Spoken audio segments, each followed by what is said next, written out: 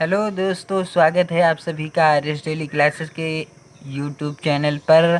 आज के वीडियो में चर्चा की जाएगी यूपी बोर्ड एग्ज़ाम 2021 जो आपकी बोर्ड की परीक्षा होगी। आप हाई स्कूल के विद्यार्थी हैं या इंटरमीडिएट के विद्यार्थी हैं, आप में एक प्रश्न आता है, करुड़ रस की सोदाहरण परिभाषा लिखिए। 2 अंकों का प्रश्न आता है, करुड़ रस हो या हास्य रस हो। तो आज आप जानेंगे करुड़ रस क्या है, करुड़ रस की परिभाषा क्या है, करुड़ रस के महत्वपूर्ण उदाहरण कौन कौन से हैं जो याद करने में आपको सरल लगें। तो दोस्तों जुड़ जाइए चैनल से। चैनल को सब्सक्राइब नहीं किया है तो कर लीजिए, क्योंकि आपको यहाँ पर मिलते हैं हाई स्कूल की मैथ की वीडियो, हिंदी की वीडियो और साथ ही साथ इंटरमीडिएट की और हिंदी व्याकरण की वीडियो। साथ ही साथ आपको मिलेगी अन्य विषयों की भी वीडियो। यदि आपने नहीं चैनल को सब्सक्राइब किया है तो कर लीजिए और अपने अधिक से अधिक मित्रों में वीडियो को शेयर अवश्य कीजिए। तो आइए आज प्रारंभ करते हैं। करुड़ रस की परिभाषा क्या है, करुड़ रस का उदाहरण क्या है। आज के बाद आप नहीं भूलेंगे कि करुड़ रस किसे कहते हैं या करुड़ रस की परिभाषा क्या है। आज के बाद आप भूलना भी चाहें तो नहीं भूल पाएंगे। तो दोस्तों प्रारंभ करते हैं करुड़ रस। जी हाँ, करुड़ रस क्या है, करुड़ रस की परिभाषा आप कैसे लिखें और करुड़ रस का उदाहरण आप कैसे याद करें। आपको महत्वपूर्ण उदाहरण मैं दिखाऊंगा, मैंने लिख रखे हैं, आप भी लिख लीजिएगा। 2 से 3 बार आप लिखेंगे, आपको याद हो जाएगा। दोस्तों सबसे पहले आप हेडिंग डालेंगे करुड़ रस। जी हाँ, करुड़ रस। अब करुड़ रस का है परिभाषा देख लीजिए। करुड़ रस का स्थायी भाव क्या होता है? शोक होता है। क्या होता है? शोक होता है। जिन भैया बहनों ने स्थायी भाव और रस और स्थायी भाव से संबंधित वीडियो नहीं देखा है तो आप चैनल को सब्सक्राइब करके रस और उनके स्थायी भाव ज़रूर देख लीजिए। आपको जीवन भर नहीं भूल पाएंगे आप कि रस कितने प्रकार के हैं और उनके स्थायी भाव कितने प्रकार के हैं। ये मेरा वादा ही नहीं, ये मेरा पूरा विश्वास है कि आप एक बार 2 बार वीडियो देख लेंगे, आपको रस और उनके स्थायी भाव कभी नहीं भूलेंगे। तो आइए, करुड़ रस का अस्थाई भाव क्या है? शोक है। जब प्रिय वस्तु क्या होती है? जिसे या मन चाही वस्तु जिसे हम मन से चाहते हैं के नष्ट या उसका कोई अनिष्ट होने पर हृदय शोक से भर जाए तब करुड़ रस जागृत होता है। कौन सा रस जागृत होता है? करुड़ रस जागृत होता है। जब हमारी प्रिय वस्तु जिसे आप बहुत चाहते हैं, बहुत मानते हैं, वह नष्ट हो जाए। दोस्तों अगर वह नष्ट हो जाएगी या उसके साथ कोई बुरा बर्ताव हो जाए, उसके साथ कुछ बुरा हो जाए तो आपका हृदय किससे भर जाएगा? आप हंसेंगे या आप दुखी होंगे? तो दोस्तों ये 100% सच है कि यदि आपकी कोई प्रिय वस्तु नष्ट हो जाएगी या मनचाही वस्तु के साथ कुछ बुरा हो जाएगा तो आप हंसेंगे नहीं बल्कि आप दुखी होंगे। और जब आप दुखी होंगे तब आपके हृदय में शोक भर जाएगा। शोक नामक स्थायी भाव जागृत हो जाएगा दोस्तों। और किस रस की निष्पत्ति होगी? कौन सा रस उत्पन्न होगा दोस्तों? आपका करुड़ रस उत्पन्न हो जाएगा। आप मान लीजिए आपके ग्राम में, आपके आसपास किसी व्यक्ति की मृत्यु हो गई हो और आप वहां पर जाएं तो आपको हंसी आएगी या आप दुखी होंगे? तो वहाँ का जो घटना होगा, वहाँ की जो घटना होगी, वहाँ का जो वातावरण होगा उसे आप देखकर हंसेंगे नहीं मेरे दोस्तों, आपको दुख होगा।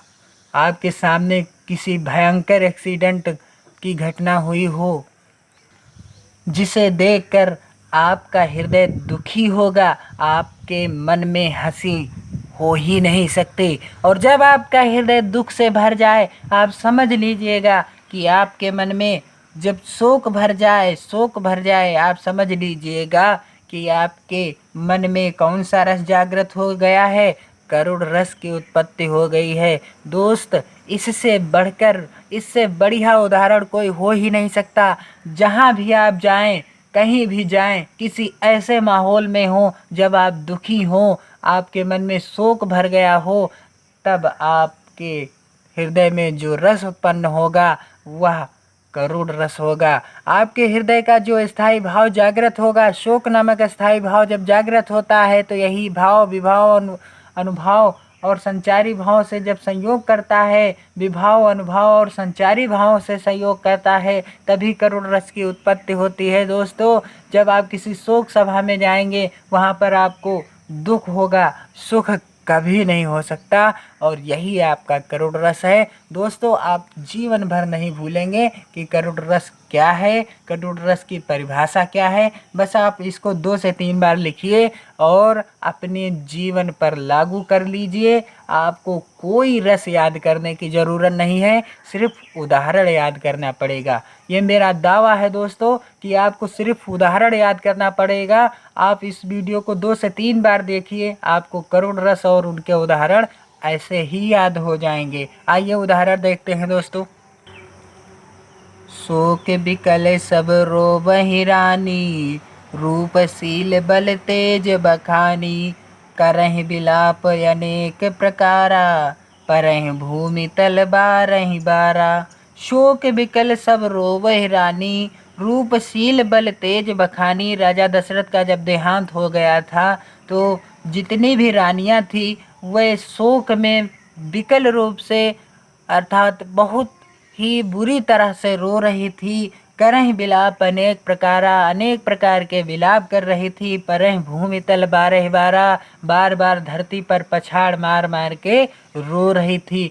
तो उनके हृदय में बताइए कौन सा रस जागृत हो रहा था, कौन सा स्थायी भाव जागृत हो रहा था? शोक नामक स्थायी भाव जागृत हुआ और करुण रस की उत्पत्ति हुई थी। अगला है, महत्वपूर्ण उदाहरण है। अगला उदाहरण, हे खग मृग हे मधुकर श्रेणी, तुम देखी सीता मृग नैनी। आप चाहे ये उदाहरण याद कर लें, चाहे ये और या फिर ये। हे खग मृग हे मधुकर श्रेणी, सीता का हरण हो गया। राम अपने, जब राम वन में वापस आए, मतलब जब राम चले गए थे हिरण को मारने के लिए, और जब वापस आए सीता को नहीं पाया, तब वह सभी वृक्षों से, हे खग मृग, मृगों से, जो हिरण थे, पशु पक्षियों से, भौरों से पूछते हैं कि हे खग मृग हे मधुकर श्रेणी, तुम देखी सीता मृग नैनी, क्या आप सभी ने मेरी सीता को देखा है जिसके नयन किसके समान हैं? हिरण के समान हैं। दुख में उनके हृदय में क्या वह सुखी थे? नहीं। क्या वह सुखी थे? नहीं थे, क्योंकि उनके हृदय में शोक नामक स्थायी भाव जागृत हो गया था। दोस्तों, उनके हृदय में हास नामक स्थायी भाव जागृत नहीं हुआ था। दुख की बात थी कि वह और उनके भाई चले गए हिरण को पकड़ने, और इधर उनकी पत्नी का हरण हो गया। अगला उदाहरण है, मणि खोए भुजंग सी जननी, फन सा पटक रही थी शीश, अंधी आज बनाकर मुझको क्या न्याय किया तुमने जगदीश। क्या न्याय किया तुमने जगदीश। तो उपरयुक्त जो ये तीनों उदाहरण हैं ये करुण रस के हैं।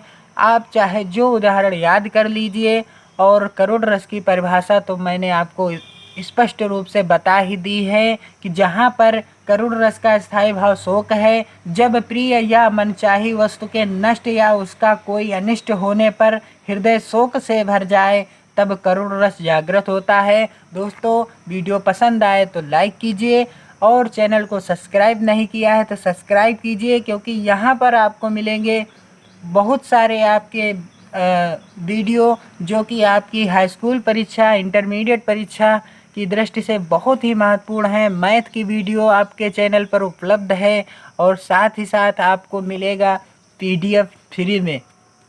जी हाँ, महत्वपूर्ण प्रश्नों का, महत्वपूर्ण टॉपिकों का पीडीएफ मिलेगा, जिससे आप अपनी परीक्षा की बेहतर तैयारी करेंगे। दोस्तों बेहतर तैयारी कर ले सकेंगे। तो मिलते हैं अगले वीडियो में महत्वपूर्ण टॉपिक के साथ। तब तक के लिए धन्यवाद। जय हिंद दोस्तों।